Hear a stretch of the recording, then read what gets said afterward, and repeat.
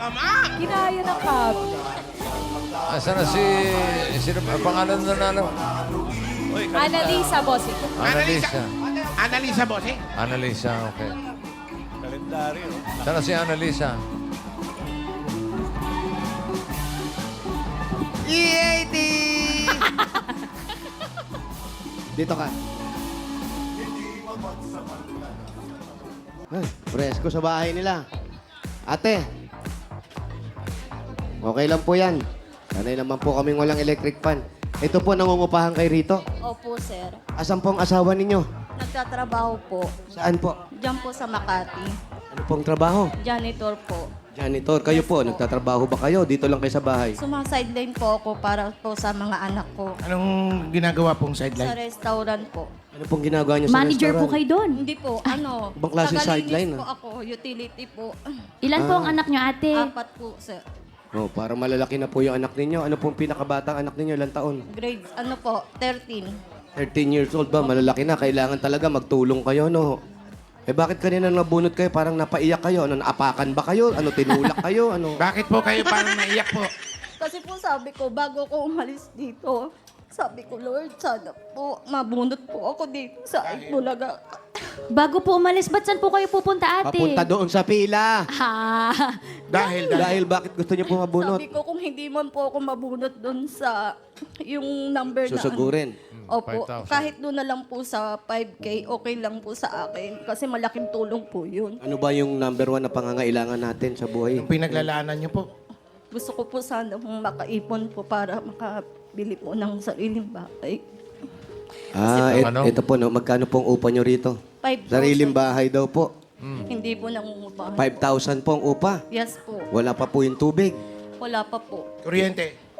Ano po? Wala pa po. Bahay lang po. Tapos pabaon pa ng mga bata. Yes po. Buti po napapagkasya niyo yung sweldo ni Mr. tsaka yung Opo. sideline nyo. Kasi po, pag ako po nakakapagtrabaho, kasi binibigay po kaagad sa akin yung sahod ko, ibinibili ko po ng mga pangangailangan ng anak ko. Budgeting talaga, Mayor. Eh, kagaya ng ganyan, umaalis din kayo. Paano po yung mga bata? Sinong naiiwan dito?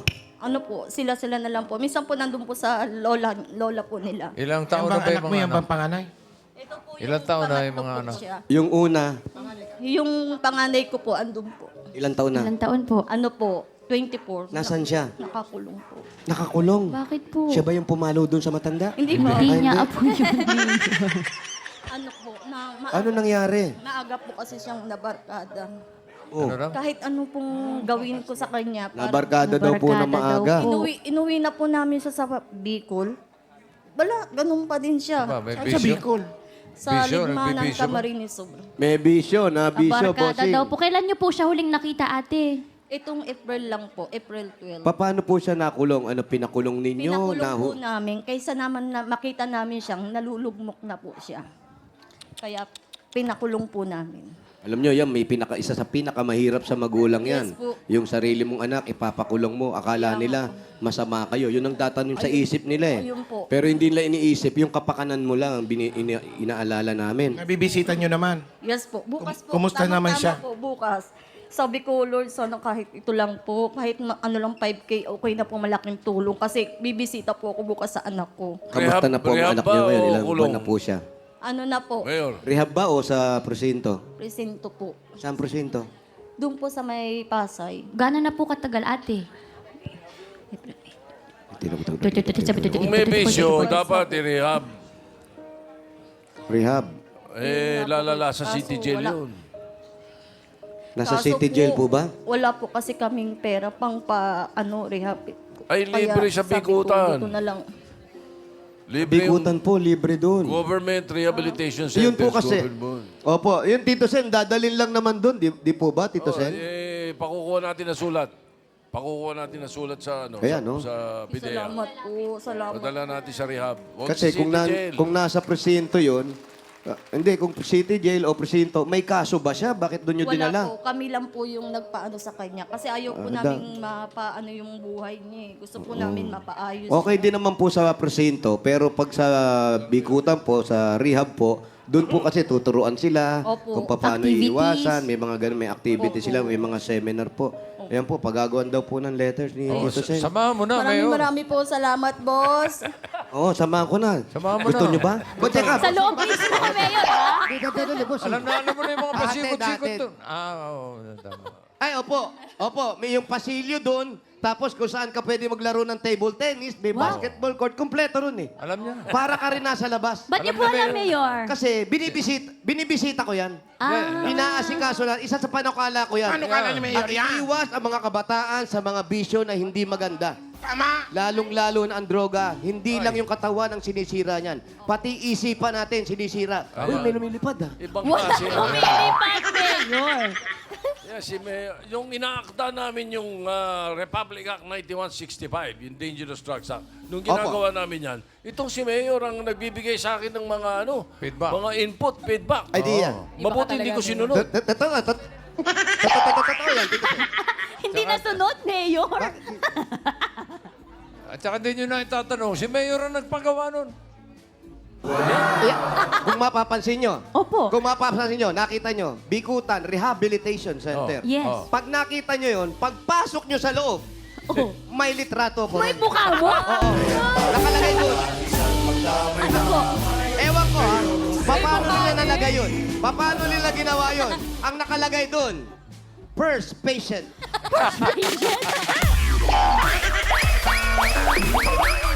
Pero seryoso. Hindi po. Seryoso, dapat Opo, talin niya wala. sa rehab. Maasikaso natin. May pag-asa pa yan, may pag-asa. Wala naman daw pong kaso, kaya pwedeng dalhin sa rehab. Okay, habang may buhay. Opo, alam po namin na, napakahirap po ang nararamdaman nyo ngayon. Lalo yung mga kapatid din, namimiss din yung kuya nila. Pero kung kinakailangan iiwas natin o kung kinakailangan lumipat kayo ng lugar para sa kanya, kasi ang unang-unang gagawin natin para maiwas, iwanan natin yung lugar na kung saan kayo nalubog. Opo. Kailangan iwas nyo, kasi konting sakripisyo. Okay po. Ito naman pong anak ninyo, baka papasok din po ito, hindi Hindi lang makadaan. makalabas. Ayun, halika iha. Halika iha. Pangilan niya? Papasok ka na ba, be? Kauwi lang nito. Pang ilan ka? Pangatlo po. Pangatlo. Ilan taon? Sa kuya ko po na isa. Ilan taong ka na? 15 po. 15. Ikaw ba, namimiss mo si kuya? Yes po. Si kuya ba kung hindi siya nabisyo, anong klaseng kuya siya? Siguro po mabait. Tapos siya po yung panganay na mag-guide po sa amin, magkakapatid.